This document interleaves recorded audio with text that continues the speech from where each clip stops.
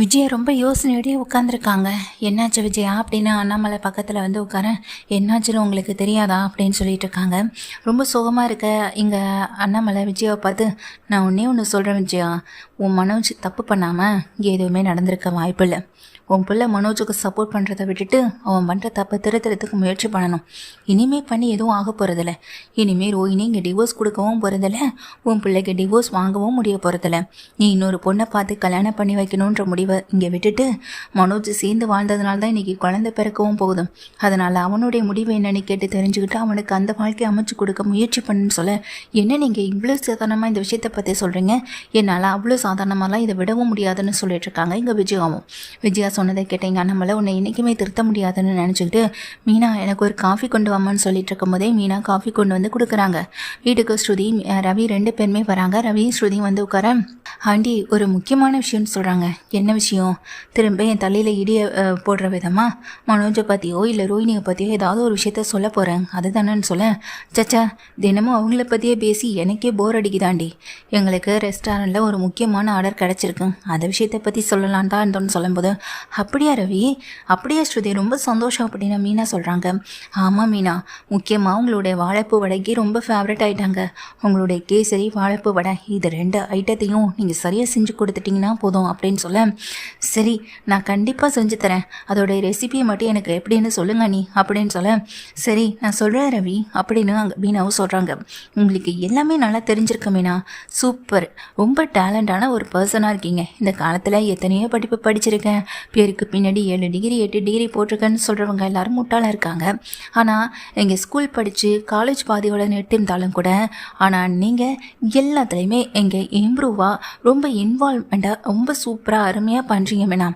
English கற்றுக்கிறதா இருக்கட்டும், இங்கே வீட்டு வேலையாக இருக்கட்டும், வெளியில் போய் பார்க்குற வேலையாக இருக்கட்டும், மற்றவங்களுடைய கஷ்டத்தை புரிஞ்சுக்கிறதா இருக்கட்டும், உண்மையிலே you are very great Meena அப்படின்னு சொல்லும்போது, ஐயோ ஸ்ருதி நீங்கள் என்ன ரொம்ப புகழாதீங்க அப்படின்னு சொல்லிட்டு இங்கே மீனா உள்ளே போய்ட்றாங்க.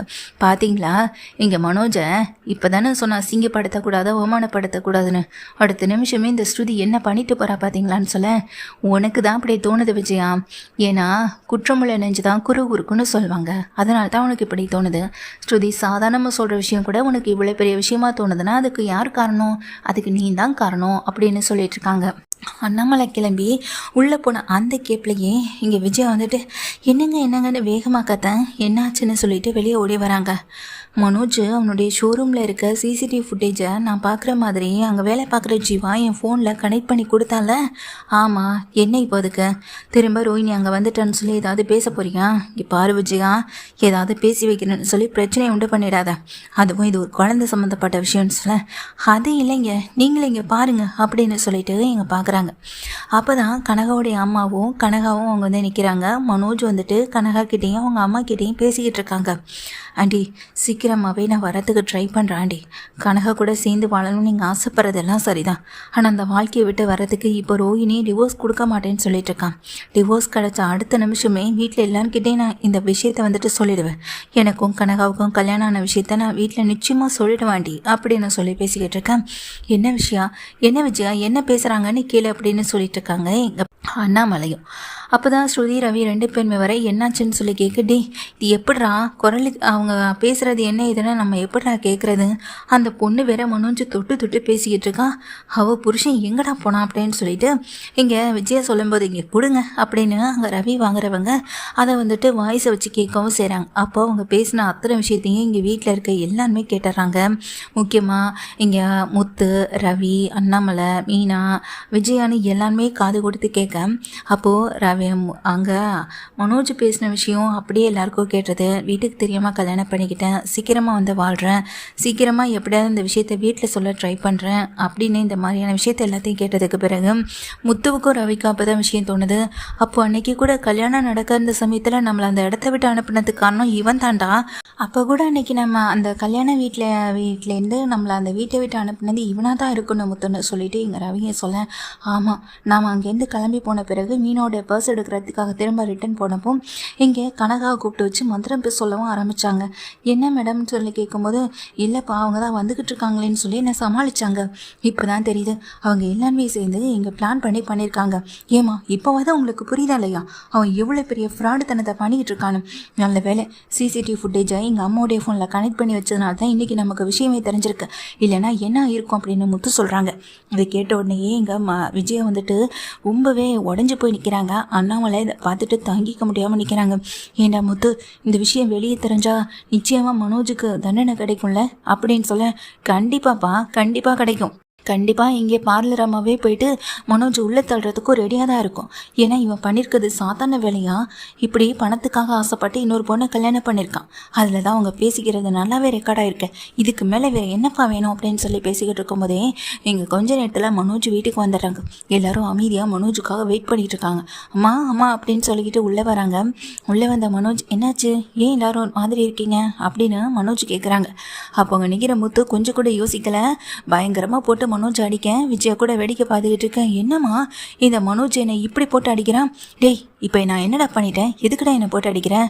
நான் எவ்வளோ பெரிய ஆளுன்னு உனக்கு தெரியுமா? முதல்ல நான் உன்னை விட ஷோரூம்லாம் வச்சு ரன் பண்ணிக்கிட்டு இருக்கேன்.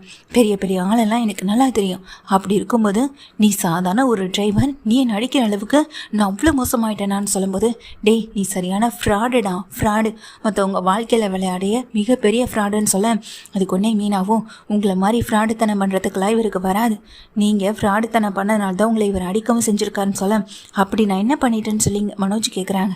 என்னடா இதுன்னு ஃபோனை எடுத்து காட்டி இங்கே முத்து கேட்குறாங்க. அதுக்கு மனோஜ் அப்படியே அதிர்ச்சியில் நிற்க, அம்மா அது வந்துன்னு சொல்லும்போது, இன்னும் 4 போடுங்க அவனை அப்படின்னு அங்கே விஜய சொல்ல, ஐயோ அம்மா நான் சொல்கிறது கொஞ்சம் கேளுங்கம்மான்னு சொல்லும்போது ரவியை முத்தும் புட்டு அடி வெடித்து வாங்குறாங்க. மனோஜ் அடியும் வாங்கிக்கிட்டே கிளம்பி போய் நிற்க, இனி முகத்திலே நீ முழிக்காதடா, முழிக்காத. பணத்துக்காக என்ன வேணாலும் செய்வியா? பணத்துக்காக இப்படி அந்த பொண்ணை கல்யாணம் பண்ணியிருக்கேன் அப்படின்னு சொல்லும்போது, விஜயா இப்போ கூட உனக்கு அந்த பொண்ணை கல்யாணம் பண்ணிட்டானேன்ற ஒரு கோவம் தான்.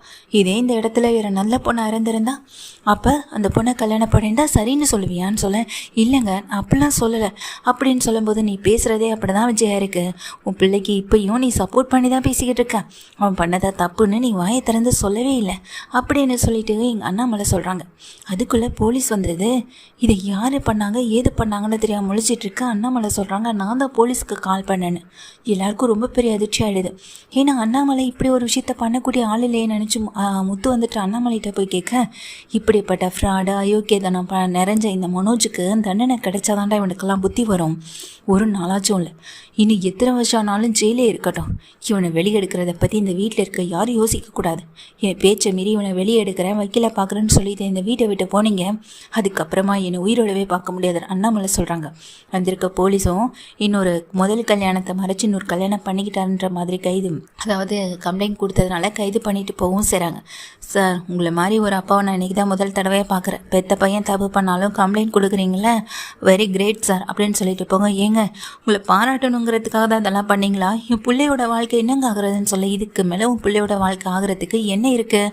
அவன் தான் இன்னொரு கல்யாணம் பண்ணிட்டானே, முதல் பொண்டாட்டியும் இருக்குது, 2வது பொண்டாட்டியும் கல்யாணம் பண்ணிட்டான், இனிமேல் தண்டனை தான் அவனுக்கு அப்படின்னு சொல்லும்போது, ஐயோ மனோஜ் அப்படின்னு கதறி அழுகிறாங்க விஜயா. ஆனால் மனோஜை போலீஸும் இழுத்துட்டு போயிடுறாங்க. இங்கே அண்ணாமலையை பார்த்துட்டு முத்து, மீனா, ரவி, ஸ்ருதின்னு எல்லாருமே ஷாக்காகி தான் இருக்காங்க. அண்ணாமலையே போயிட்டு போலீஸ்க்கு கம்ப்ளைண்ட் பண்ணி இப்படி கொடுத்துட்டாங்களே. ஆனால் அங்கிள் நீங்கள் பண்ணது 100க்கு 100 ரொம்ப சரியான ஒரு விஷயம். மனோஜ் திருந்துறது இந்த ஒரு விஷயத்தில் தான் இருக்குது. இனிமேலாச்சும் இந்த வீட்டில் அவர் எப்படி இருக்காருன்னு பார்க்கலான்னு சொல்லிட்டு இருக்காங்க எங்கள் ஸ்ருதியும். இப்போ சந்தோஷமான அவனுக்கு இப்போ சந்தோஷமான உள்ள வந்த விஜயா எங்கள் முத்துவை பார்த்து கத்தேன், போதும் விஜயா, இங்கே முத்துவை பார்த்து நீ கத்துறதுனால இதையும் சரி பண்ணிட முடியாது. ஆமாம், அவன் என்ன தப்பு பண்ணான்? தப்பு பண்ணது உன் பிள்ளை. உனக்கு தைரியம் இருந்தால் ஸ்டேஷனுக்கு போயிட்டு நீயும் உன் பிள்ளையை வெளியே எடுக்க முயற்சி பண்ணு. ஆனால் இந்த வீட்டில் இருக்க யாரும் அவனுக்காக நாங்கள் முன்னாடி வந்து நிற்கக்கூட மாட்டோம் அப்படின்னு சொல்லிடுறாங்க எங்கள் அண்ணாமலையும். விஜயா உட்காந்து அழுகவும் ஆரம்பிக்கிறாங்க. மனோஜை போலீஸ் பிடிச்சிட்டு போனதை நினச்சி.